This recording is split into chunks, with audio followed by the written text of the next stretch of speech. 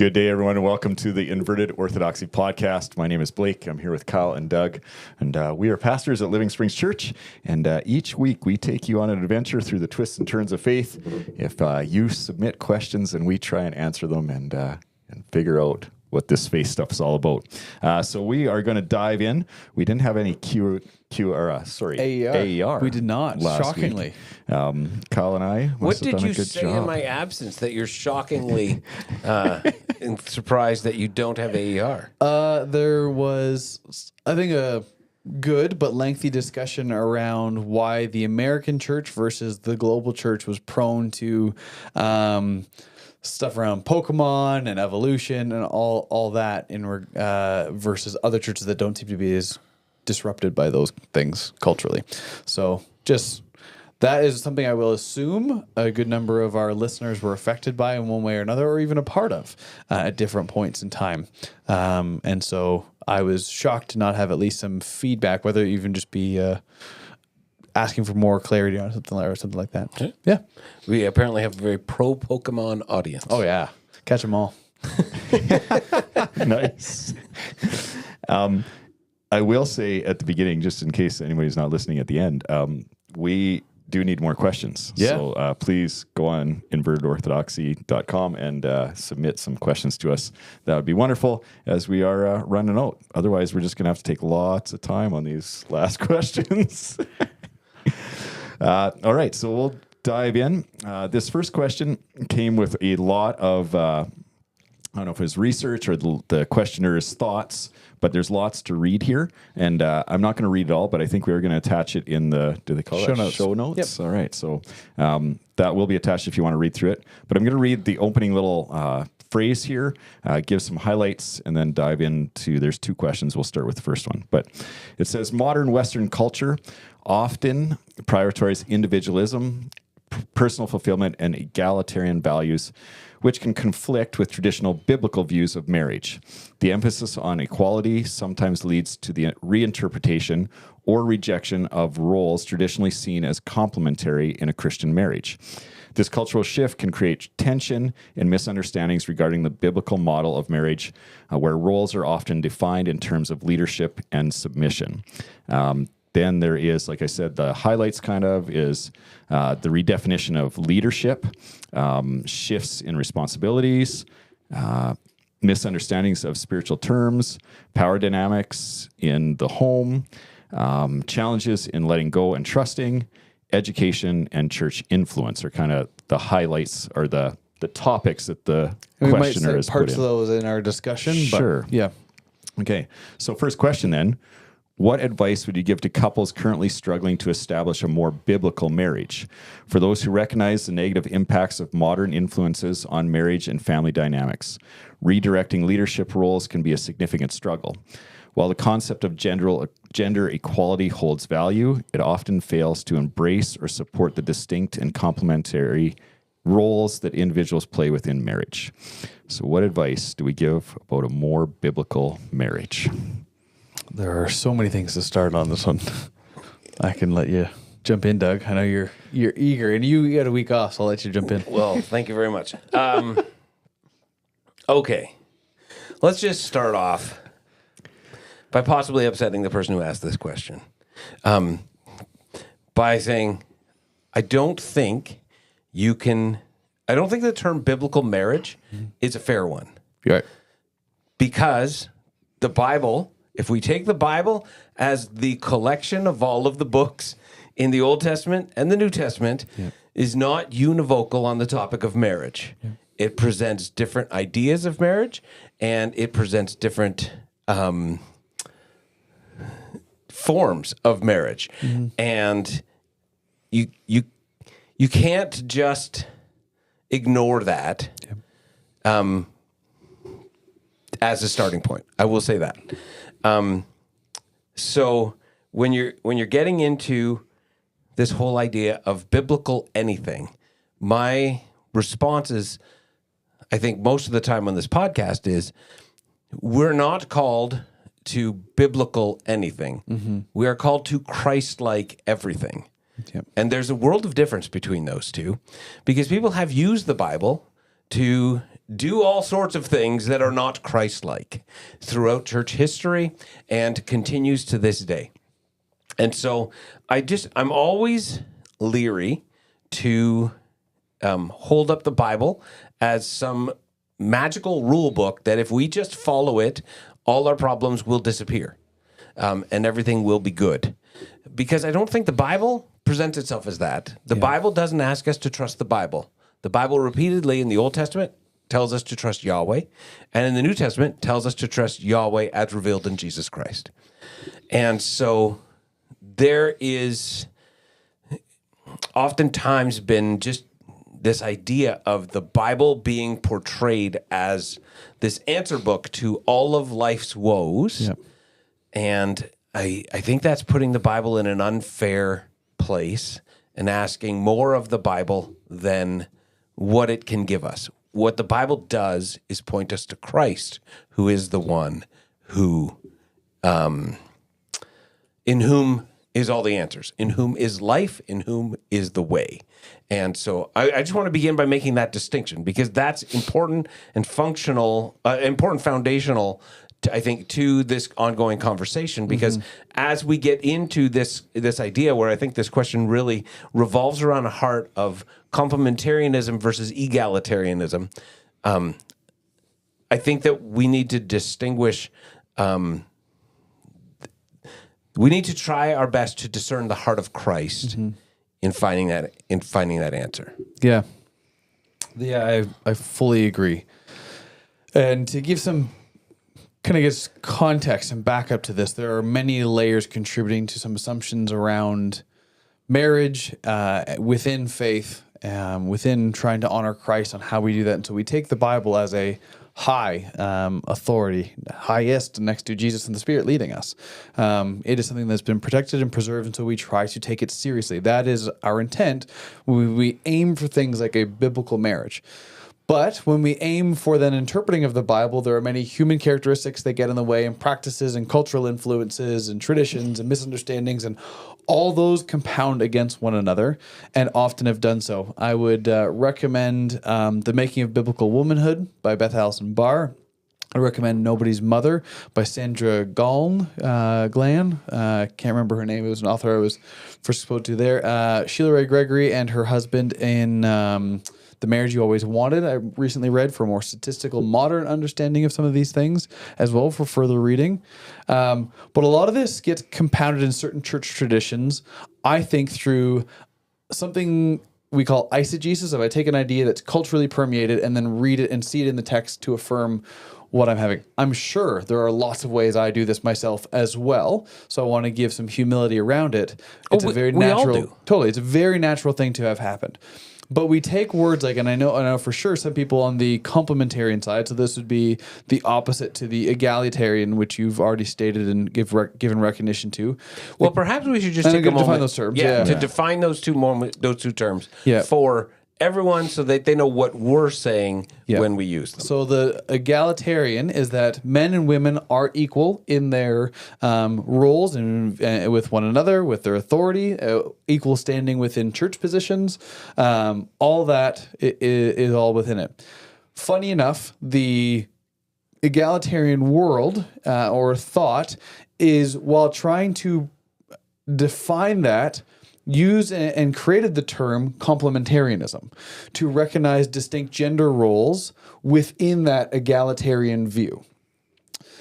As they did that, that term then got coerced by what we now call the complementarian side of things to express that though women and men are equal in their value, they are distinct in their authority and roles with one another.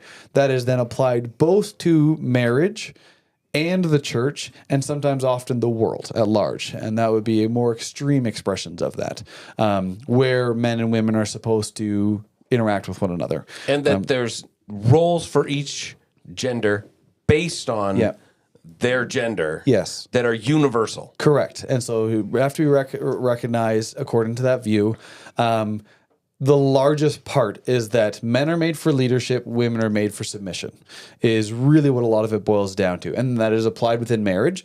The man leads, the woman follows, largely blindly. The in the church, men are to lead, women are to submit. Within the world, then, a man should never have to submit to a woman. And again, that's a more extreme application of that. That's extreme, but yes. But it is there. Yeah.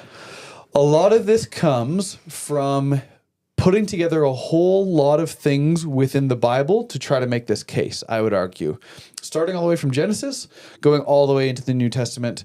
And then they're conflating, back to my favorite word, of things around church that Paul is talking about specifically for how the church is to operate. And he talks about things about marriage. And then we all put them all together to say, well, these must apply to one another. So beginning with Genesis, when Adam is created and he does not yet have Eve, God says, I need to make a suitable helper for you. Mm-hmm. That is our English translation, this azer, this helper for him. And we hear helper with our modern English language, and we hear somebody who is here to assist me in my doing. Executive assistant. Correct. Yeah, but apprentice, I'm whatever the one language you want to doing use. things, Yep. and they support what I am doing. Mm-hmm. So there is a natural hierarchy heard in the word helper. Yeah. That is not present in the Hebrew. The azer actually gets titled to God more frequently than it does to women in the Bible. So God is our helper. Yeah, God is our helper. God is Israel's helper. I was going to say, but in defense of people who have that view, Yes. a lot of people try to treat God like an executive assistant. Very much so. Touche. So at least they're consistent. But the idea here is not at all somebody subservient to the other, but instead, if anything, it actually elevates. Adam was given a mission and a mandate by God, and he quite literally was unable to fulfill his God-given purpose without this person, almost in a sense, making her more important than him. Now, I'm not arguing for that. I'm not arguing for some reverse complementarianism, but instead showing the weight of that word is much different than we often hear it.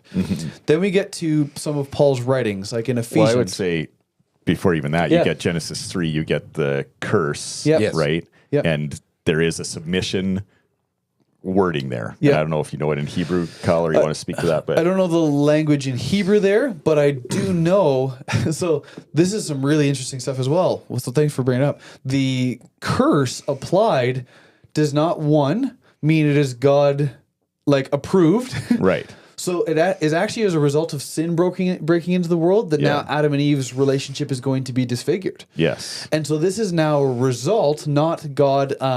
God's not prescribing this not behavior, ordained. right? He is instead recognizing this is what's going to come of it. This is a consequence. Correct. And yes, that's the reading and understanding that I would have, right? Yeah, That we can take it as prescription, that God is saying, hey, get it right. Yeah. But it's more likely the consequence of the brokenness that's happened. Totally. Right. And so an egalitarian or complementarian view will read that and hear it and go, men are supposed to be in that leadership role, and women are going to be desiring after that, and men, because of the curse, will actually then reject and have distance and abuse that power. But that is God's ordinance for it, and now it's been manipulated. I would argue it very much is actually a result of the fallenness of us, that our relationships are entirely distorted when they were supposed to be equal. That's even why God made Adam or Eve out of Adam's rib to his side as his equal, not over him or below him or anything like that. There's beautiful poetry in there from God's creation. Yeah. Male and female, no distinction, and they were God made them in His image, male and female. He created them in His image. He created them. There's no difference made until after sin. Yeah. So when Paul begins to speak of the family in Ephesians in particular, that's a big I one. think he's trying to call them, as he does in many places, to good citizenship. And speaking specifically to issues where the church in Ephesus is struggling, which is where that Nobody's Mother book would come in and speak well to some of the cultural issues there. He's calling for that. Then when he's speaking of issues within the church in Corinthians and in Timothy, that's an entirely different conversation. And I think specific to those two contexts, that is not to be applied to marriage, and even has some countering points within those writings. While Paul in Corinthians calls for women to stay silent in church, a few chapters earlier he told them that they should prophesy with their heads covered. It's really hard to prophesy silently. It's true. So there's some tension here. Paul has affirmed women in positions of ministry and within leadership that I think then undo the whole bringing of those two together. And I think the marriage conversation itself, specifically when he recognizes Priscilla and Aquila and always mentions Priscilla first. when he recognizes Junia, though there's been much effort made to try to bury that as Junius, which is not, I believe, a substantiated argument, into Paul's view of things. And so just as we take Paul as a whole versus some specific language, I do not believe a God-ordained complementarianism is assumed. In fact, I believe the trajectory of the New Testament is saying there's a new humanity here. We ought to be back to where we were created for, which if you go to pre-fall then is a equality that is based in marriage and in God's view of humanity. So as we pursue kingdom likeness in fullness of Christian living, we should be aiming for that. And the trajectory of the New Testament, like slavery, is much more in line with finding that than it is with maintaining status quo. 100% in agreement with you in everything that you said. Look at us. I didn't need to be here for this question. You could have just answered it all yourself. Yeah. And yes, I agree with what you're saying. Genesis 3, God says to the woman, your desire will be the man and he will rule over you. Rule over you. It's a consequence of sin. Yeah. Christ came to undo the consequence of sin. Yeah. Christ came to redeem. And I think we forget that the New Testament, I'll speak to specifically, written into a extremely patriarchal world and such a trajectory of women to egalitarianism. Yeah. And yes, it took a long time for women to get to an egalitarian position, and some would say we're not there yet, and I think there's validity to that argument. But there's been a raising in the last 100 years especially of women, the right to vote, the fight for equal pay, all of these things, that equality that we've seen, I think, is the result of a trajectory that the New Testament sets for women. And if you look at Christ and his including women and his disciples, you look at women being the first ones who see the risen Christ. Women paid for Jesus' ministry. Women paid for Jesus. It's women who are commissioned to go tell the disciples. Yep. Right? You see Priscilla and Aquila. Priscilla named first. You see Junia, and yes, you see Phoebe be the deliverer of the letter to Rome. Yes, Junia. Which either people some Bible translations try to make it a male name, Junius. Or it says Junia, outstanding among the apostles. Yeah. And they translate that to mean not that she was recognized as an apostle, but the apostles really like her. Yeah, she's great. No, that's not what he's saying at all. But all of that is speaking to the larger narrative, I think, of the trajectory of women. And so we're laying that as a foundation to get into what I think is the heart of this question, because this question is not speaking about on a large scale. It's speaking to specifically the concept of marriage and the argument for a complementarian marriage. And that is one where I would I think when we look at the Bible, we have to see, and you mentioned the term eisegesis. Where we're reading into the scripture what we want to be there, versus exegesis, which is where we take time to understand the original context and the meaning in the original context, to find the principle in its original context, that we would understand what it means in our world today. And that is a much more complicated process than than eisegesis. Eisegesis is fairly easy. So the one for me that always gets me, that I think is used far too often, is Ephesians 5, specifically in the context of marriage. So Ephesians 5, verse 22, wives, submit to your own husbands as you do to the Lord. For the husband is the head of the wife, as Christ is the head of the church, his body, of which he is the Savior. Now, as the church submits to Christ, so wives also should submit to their husbands in everything. And we stop there. And we're like, there you go. See, it says women should submit. And we don't first of all, we don't think about Christ being the head of the church and giving himself up for her. But that's exactly where Paul goes next. Husbands, love your wives, just as Christ loved the church and gave himself up for her, to make her holy, cleansing her by the washing with water through the word. And I think we have to look at this in the context that Paul is writing of how Christ served the church. And I think that if a husband committed to love his wife the way that Christ loved the church and to constantly seek out her best interest, which is what Paul is saying in Ephesians 5. I don't think any woman would have trouble submitting to that. Like, okay, I will allow you to love me faithfully, which is the radicalness of the message of Ephesians 5 that is lost because we don't look at the whole context. Verse 28, husbands ought to love their wives as their own bodies. Like, there is this high calling on men. And I think whenever you think about leadership, headship, all of those things, however you want to define them, again, we're following Christ, who's like, whoever wants to be the leader has to be the servant. Yep. That is the way. Whoever wants to be the greatest must be the servant of all. It's good stuff, And Doug. so if a husband says, I want my wife to submit to me, Jesus would say, then serve her. Yep. Serve her so faithfully, serve her so well that she has no trouble at all submitting to you. Yep. And she will be like, this is great. Yeah.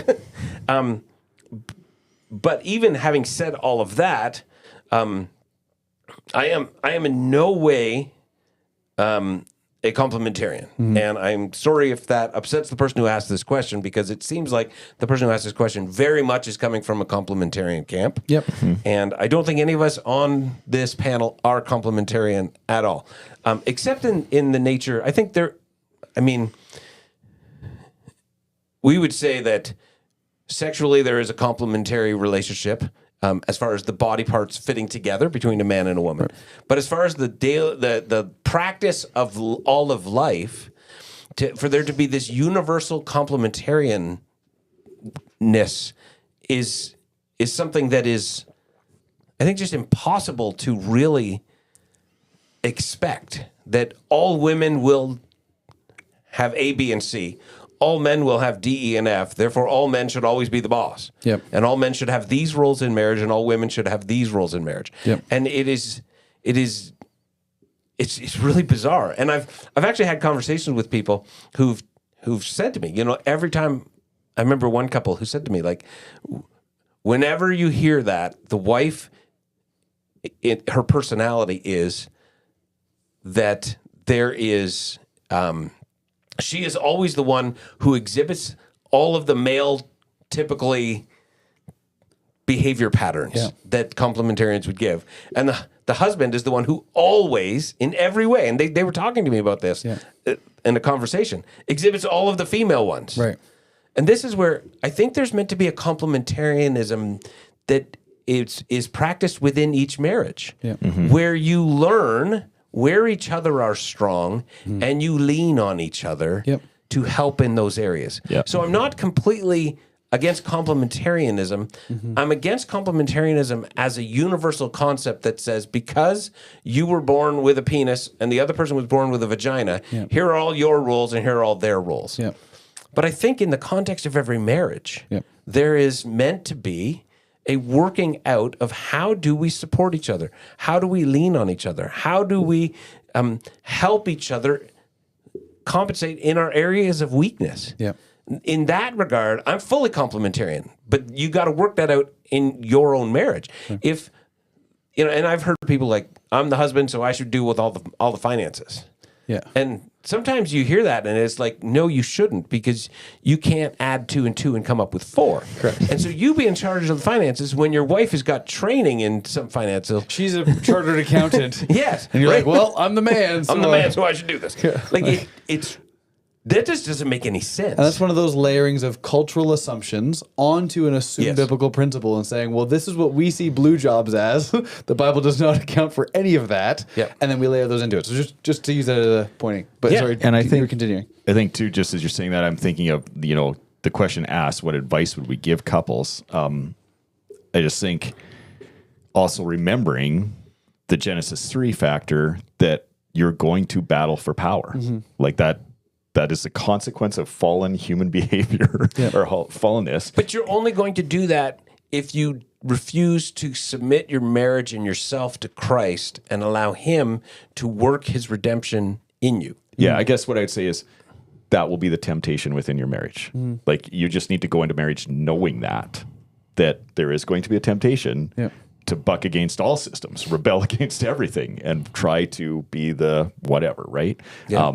And yet the call of Christ, because you said we follow Jesus, not the Bible, which I agree with, is this radical servanthood, which is the exact opposite of the temptation, which is I'm married now and you're going to do everything that I need you to do to make me happy. Yeah. That's the fallacy or the lie of marriage and the temptation to believe that.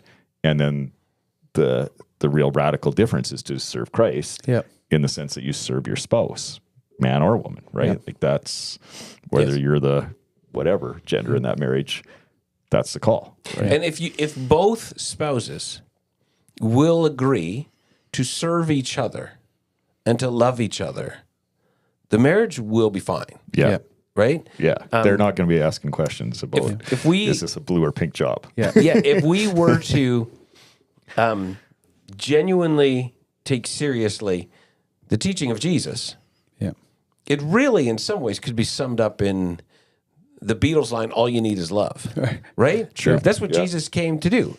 Like, if you will genuinely love and serve each other, you'll work it out and you'll figure out the way to do that well. But we're not very good at love as a human race. We can often be nice to each other, but it's not genuine love that I'm freely serving the other sacrificially for the good of the other with no expectation of return. Yeah. We often say that we're loving them when really we're just laying a foundation to get what we want. Yeah. Oh, totally. And I'm not excluding us from that panel. No. We are all fallen people. Very much so. And I think if there's one thing that Jesus came to show us, is that the law, the limitation of the law is that we're fallen people. Yeah. The limitation of setting the Bible as the standard by which we're going to live by is that we're fallen people. The problem's not with Scripture, and we're not saying the problem is with Scripture. Yeah. And in this podcast, we've had people who've at times like gotten upset because we've talked about whether the Bible is infallible or not. Yeah. And my response is, I'll give you the Bible can be infallible if you will give me that we are completely fallible. Right. Yes. But we don't want to acknowledge that one. Yeah. And so I think that what Jesus teaches is this radical life of surrender and servanthood to each other and the call of marriage. And I think about the book, 4 Views on Homosexuality, Marriage in the Church. Is that what it's called? Something like that? A homosexual marriage in the church, yeah. Yeah. Throughout that book, they talk about Augustine's view quite a lot. They reference Augustine's view of marriage, where Augustine's view of marriage was, it is a tool that God wants to use to sanctify every person who enters into it. Yep. And that is so different than the world view that we have of marriage today. Yeah. We stand at an altar and we say we're going to love that person for the rest of our lives. Yep. And I'm not going to throw anybody else on the bus. I'm just going to talk from Doug. Because I can remember almost 30 years ago standing at the altar saying I was going to marry Laura Lee the rest of my life. Yeah. And then shortly after that, having to start coming to terms with the fact that though that was what I said, what I really wanted was for Laura Lee to love me for the rest of my life. Yes. That was what I was much more interested in. Yeah. Absolutely. And my wife has been very faithful at loving me, and I'm very thankful for that. But I have many times had to come to this point of repentance and realize that I'm looking to get out of this marriage more than I'm putting into it. That I'm not treating this marriage like an opportunity to serve and love this other person with all that I am for the rest of my life. Yeah. To be and this is the beauty of, I think, what marriage could be, is if two people committed to that kind of love, that kind of radical love, that over the course of time, there would become this sense of growing, each person growing in their understanding of their belovedness of God as a child of God, because they're seeing it modeled incarnationally in their spouse. That is the beauty of what marriage can be. Yeah. And that's where Paul in Ephesians 5 concludes it off. You think he's talking about marriage, and in the end, he's like, I'm not even talking about marriage. He kind of shifts focus halfway through, and he's like, there's something more important here. And marriage can serve that end. Yeah. And so I think I can appreciate you asking all of the thought that went into this question. But I think if you're looking to define marriage in any capacity other than both people loving and serving the other one wholeheartedly and seeking the other's best interest to the best of their ability as much as they humanly can by the grace of God, that structure of marriage is going to be flawed and limited and have problems. Yeah. And I think even if you do get to that right spot, it can also look a whole bunch of different ways. 100%. Right? Like, absolutely. I think if somebody assumes the more complementarian view, but they have a fear and trembling around the privilege and weight of what it means to be then the leader of the home, and they work diligently to love that person and what they desire and what they care for and submit themselves to that whole process to be able to do all they can to make that person whole and complete in Christ and in their life. You may, on paper, say I'm the leader, but that's a far different way of arguing what leadership is other than I've got the plan and everybody's coming with me versus I have the privilege to be the first among equals who happens to have the weight of making it work and submitting my life at all the costs that come to it to elevating every one of you guys. You may on paper still both look at that as leadership. One of them lives out a whole lot different than the other. Yeah. And so I know of marriages that would hold in their perspective a complementarian view of marriage while living out a very different perspective than somebody else who claims a complementarian perspective. Yeah, I'd agree with that. And so the care and love of Christ really is the thing that will ring out, as you're saying, Doug. I'm really just echoing it in a different language. That will ring out regardless of what shell you think you're putting on it, of different theological perspectives. So I know beautiful complementarian marriages. If that's what you guys are seeking for, there's going to be much to figure out, and there's many ways to find it and to do that. But I think where we just had a immediate aversion to the language was a biblical prescription is this side of marriage. Correct. Versus playing with some of the nuance and language around that with the privilege we've had to study these things. I also recognize we've had that chance as pastors to understanding these things. So I appreciate your faithfulness and your desire to honor Jesus in the way you've been coached towards it. But as you then struggle to figure out, and it is a struggle, how to honor one another in marriage, there's going to be a lot of conversations, both I think theologically, as well as how to practically live that out towards each other. And let me say, far too late in this episode, we're not just podcast heads. Like, if this is something you found our podcast because you attend our church or are connected to us, and we can be of service pastorally as well as just a voice on a podcast to help walk through this with you, please jump past the anonymity of submitting a question through the channel that you did and reach out in person for us to be able to walk alongside you. Because regardless of distinction on theology, we want to see marriages thriving. Yeah, absolutely. And I appreciate what you said there. Absolutely. And I think we lose sight when we look at Paul's writing specifically, which is what's often quoted when it comes to this complementarian marriage as a universal truth.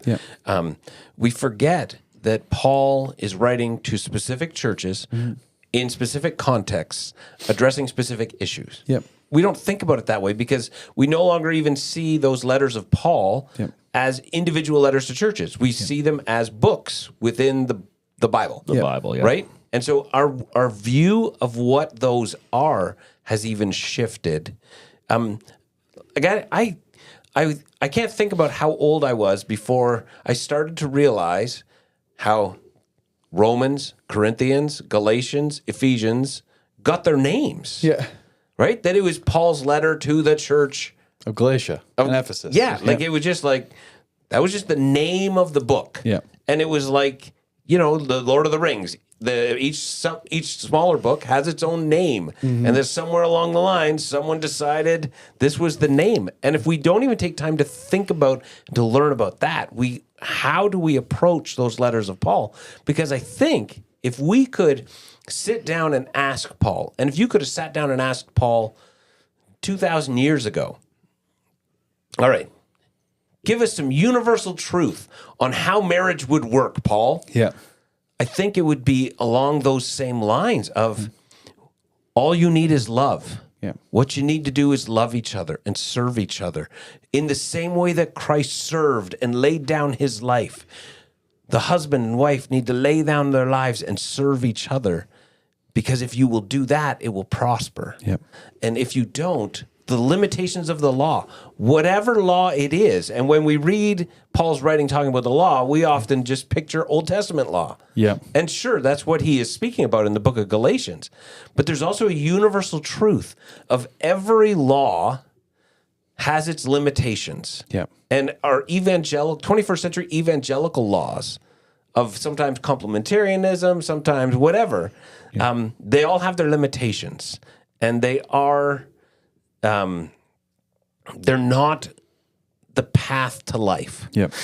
I think as you say that, speaking to Paul, I realize for my own self how numb I can become to thinking about the radicalness of Jesus.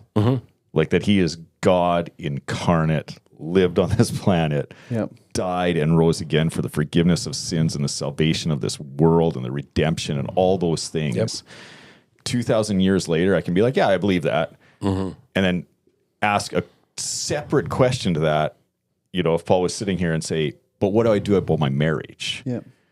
And Paul would not separate that. Yep. No. Like he would answer that question Yep.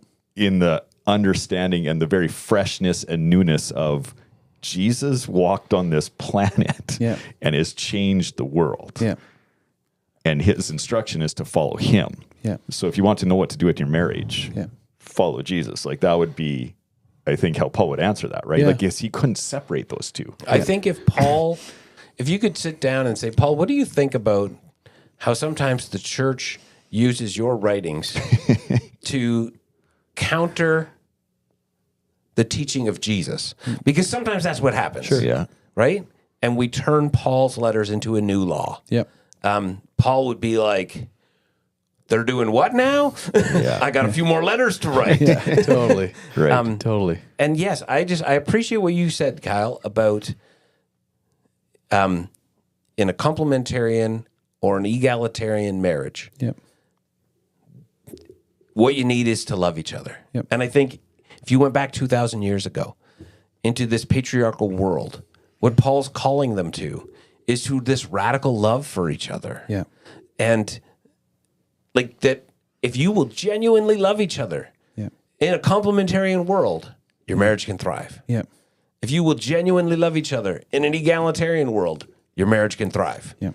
If you're not going to love each other, there's going to be problems. Yeah. Yeah. I think just one last thing I'll throw on this too is as Paul finished that argument, I just pulled up the scripture and just reawakened to me some studying I've done.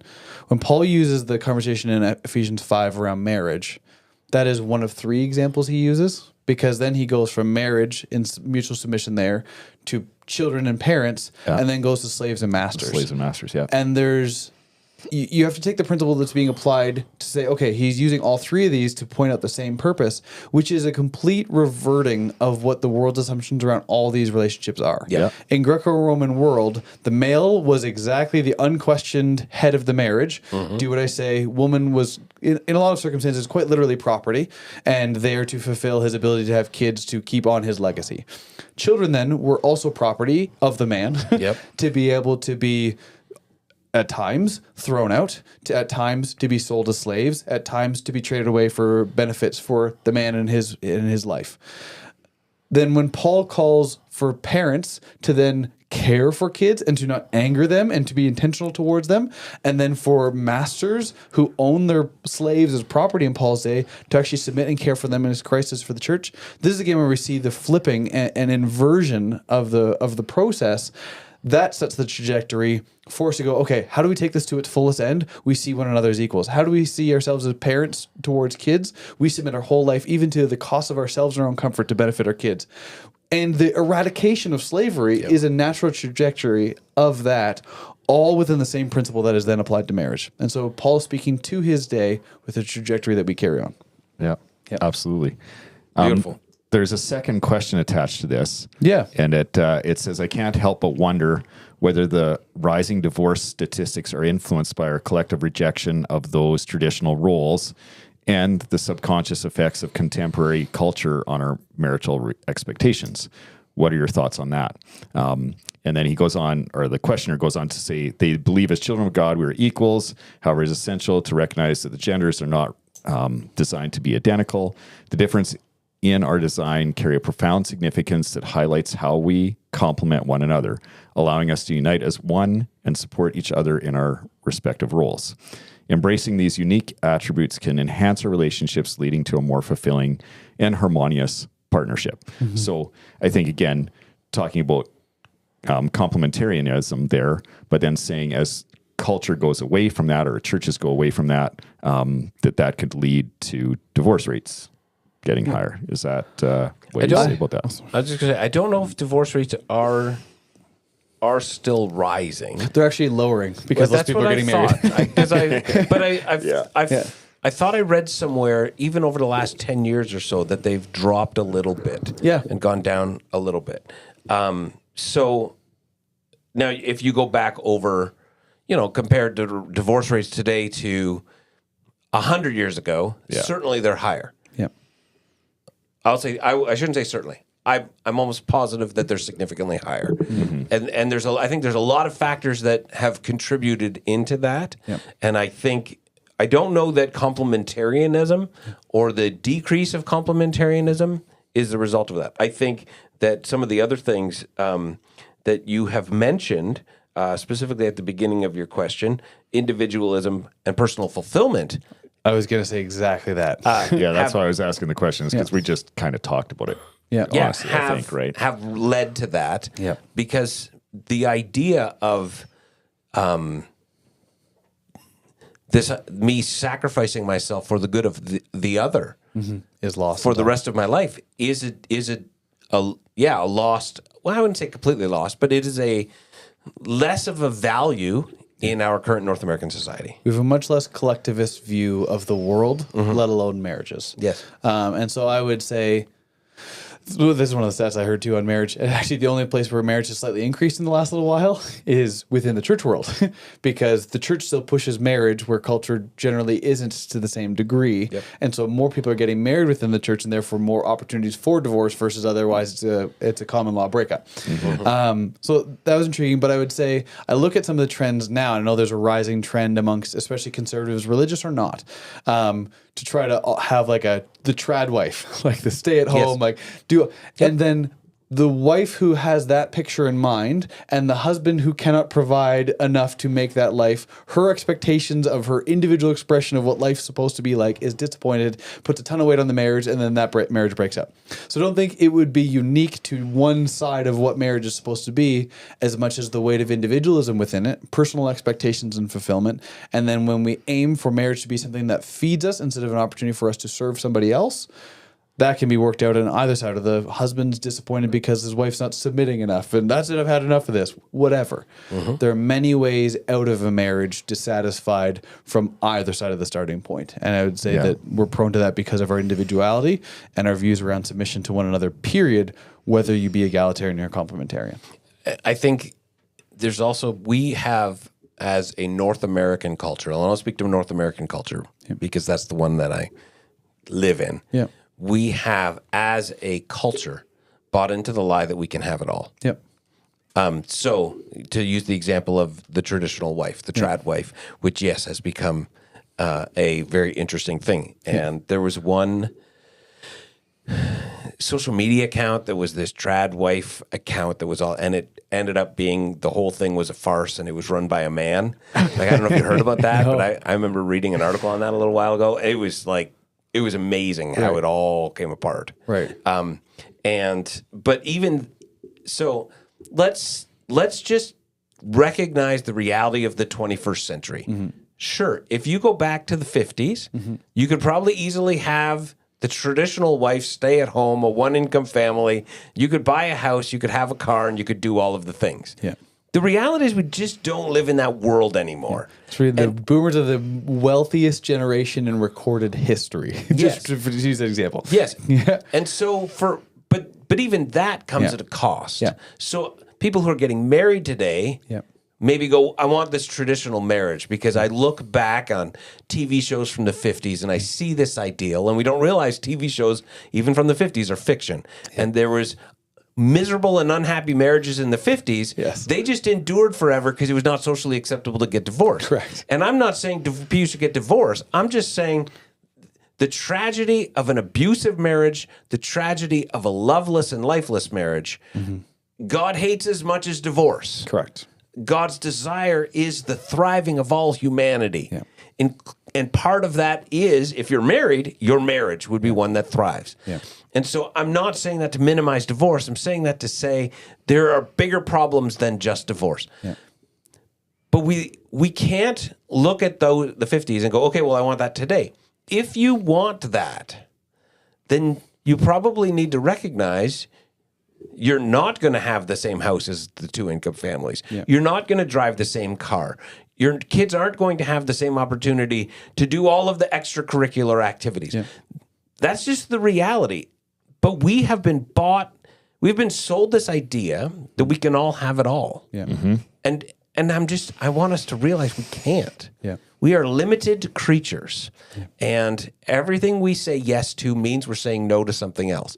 So if that is something that a husband and a wife together decide they want to have, I think you need to count the cost of what that will mean. Absolutely. That will mean we're going to live different than the two-income family, and that is the price we're willing to pay. Because we want it all, but we don't want to pay for it. Yeah.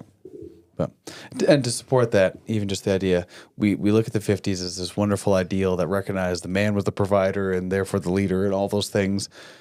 We've already addressed Jesus' ministry was paid for by women with their own money, which means they would have had some kind of income. Yep. Priscilla was likely some kind of business person on her own.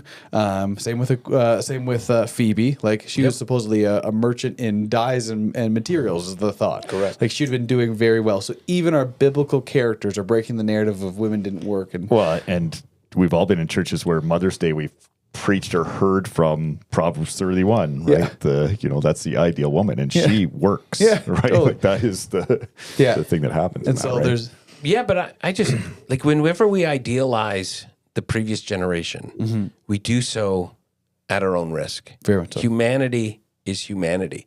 You talk about Mother's Day. I have heard the stories of women who are older than me, so grown up during that time in the 50s where everything was presented as ideal and Leave It to Beaver or the Brady Bunch or whatever of those old TV shows you want to acknowledge, who grew up in abusive relationship in families, who grew up with moms who were alcoholics, who grew up with moms who abused them, who grew up in horrific family environments. Yeah. And I know these stories. Yeah. And the difference between then and now is not that the problems we see today didn't exist. It's that they were more able to be hidden because of the advent of social media and the rise of personal autonomy that has brought. Yeah. And just the different social structure that existed then. Yeah. All of the same problems were there, and they were there 2,000 years ago, and they were there 2,000 years before that. Humanity has always been humanity. Yeah. And everywhere that we endeavor to serve ourselves at the expense of others, there is sin. And sin kills. Yeah. This is very true. I hope we've sufficiently given answer to the length of the question you put in because we're almost out of time. Yeah, we are bumping up against it. We can probably end there because I don't think we're going to answer the next one in 5 minutes. No, definitely not. So if you're curious now, stay tuned. But as we said at the beginning, we still need more questions. So keep sending them in. Even if we only answer one an episode, we still need more. If we go one an episode like we did today, we got a little bit of time. Yeah, totally. Awesome. Please visit invertedorthodoxy.com, submit your questions, and continue to give us likes and reviews and all those good things. And we will see you next time on Inverted Orthodoxy Podcast. See you later.